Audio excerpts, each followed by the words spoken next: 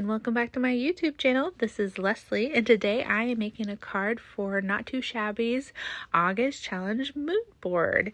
So I am using their fall florals and the Pumpkins Insiders ephemera. I'm going to go through this beautiful paper pad. This is part of their box of the month release that is happening right now, so I will have those links down below for you.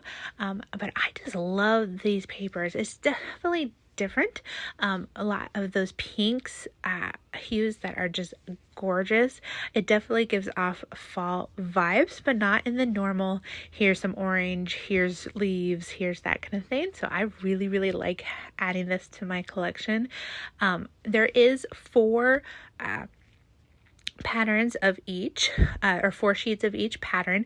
I'm showing you here 2 of each because it's the 2 is one side, 2 is the other, so that you're getting both front and back here. And then I'm going to go ahead and get out all the ephemera so you can see all the little pieces. I'm pretty sure my favorite is the little kitty. Unfortunately, there's only one cat. And it made me sad because I'm like, I need to use this. I need to make this. Look at that, cute. Oh, he's so cute. He's so cute. I need to make this, and there's only one, and I want to keep it. So yes, I am a hoarder and ephemera paper hoarder there.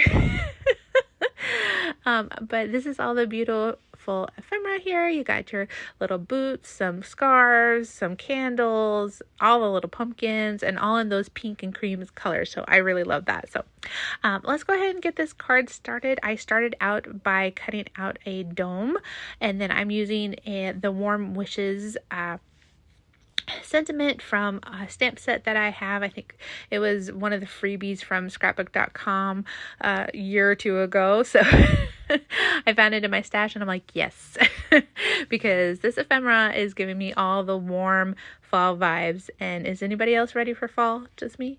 Just me? I'm ready for fall, especially now that we are getting ready to start school, which I am slightly freaking out about because my oldest is entering preschool this year, and I'm nervous, and it makes me feel old, and I'm like, stop growing up. So with this card, I am going to emboss the sentiments with some white powder here. That just makes sure that it is seen and gives it a little bit more oomph with this card. I'm going to go ahead and stamp down that Versamark ink a couple times here. And while I'm doing that, I am going to talk about the Not Too Shabby Mood Board Challenge.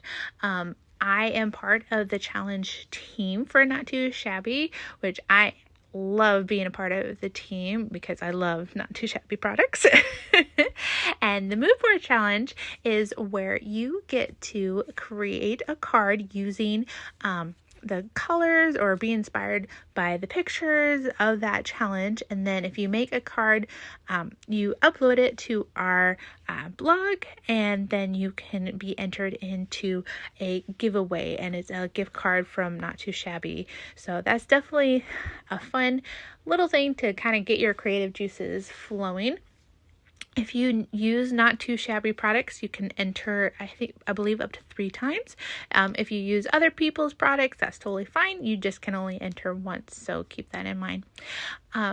You don't have to use these specific products. There's lots of Not Too Shabby fall vibes going on, and there's a lot of like older paper pads that they have that totally works with the fall vibes as well. So keep that in mind. Look in your stash or buy something new. Here's an excuse.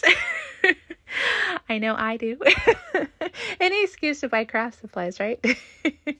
But I will have all that information down in the description box below if you're interested in being part of our challenge for the month. So I had so much fun making July's products. I will link those videos as well to give you some extra inspiration. I did some card fronts using some A2 card fronts from Not Too Shabby, so it was definitely a little bit more out of my comfort zone just because I had to be real creative with it, because it was, one card with just the front, and all you had to do was add a sentiment, but I had to be, a little bit more creative than that, right? But I love how this card is turning out. I love these these colors and just the kind of rosy pink florals, and so I really wanted to showcase those, but then I wanted to use a lot of ephemera because I really want that warm vibe, because fall means it's getting cooler. I can wear my sweaters again, which I absolutely love. You got your fun hats and boots and just everything, and pumpkin spice, even though I don't know about you, but I've been seeing a lot of pumpkin spice like creamer and stuff already in the grocery store.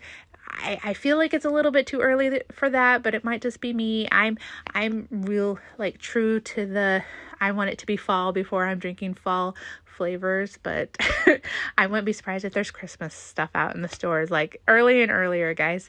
I know we actually buy our Christmas presents like usually in July because that's when all the sales are happening, and then we hide them somewhere in our room or in the closet, and then I can never remember where I either put them or who we've already bought for. So I don't know if that's a good plan or not. So with this ephemera, I did go ahead and glue 2 of the pieces straight to the card, and then I am bumping up 2 more pieces with some 1mm foam tape just to give it a little bit more dimension. Most of my cards I hand off to people or I donate to RFK, Royal Family Kids Camp, and they hand it off as well. If I do send something like this, I would put extra postage on it just because I want to make sure it gets to the person. So with the lady here that is drinking her coffee or tea or hot chocolate, whatever is your vice, I am bumping that up with a thicker foam tape just so it really pops out and it stays above the other ephemera that I already have popped up. So this card has a lot of dimension, and so definitely extra postage if you're remaking this yourself. We want to make sure that our cards get to people. Which most of my cards, I haven't had a card come back yet for postage. I have had cards come back because of miswritten addresses.